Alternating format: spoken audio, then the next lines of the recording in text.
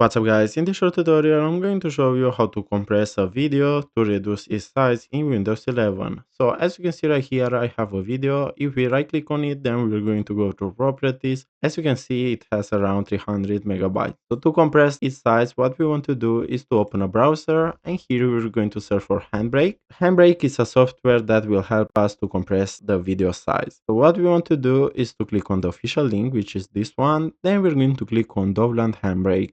As you can see, an installer has downloaded, so let's double click on it to open it. Here we're going to click on next, again next. We're going to choose where we want to install Handbrake. If you don't like this destination, you can click on browse and choose another location for it. Then you're going to click on OK, and then you can click on install.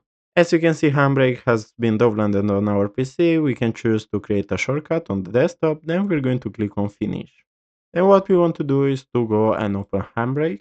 Now what we want to do is to drop a file or a folder here. So we're going to click and drag the video that we want to compress in here. Then here you're going to go to video, and here at quality we're going to click on here and we're going to drag it to the left. So the quality will decrease a little bit, but also the size will be compressed. Then what we want to do after we did that, we're going to click on start and cut, and then we're going to wait. Our compressed video is right here. As you can see, it has only a size of 11 megabytes. As simple as this, you can compress the size of a video in Windows 11. So guys, thanks for watching, and don't forget to leave a like and subscribe to the channel.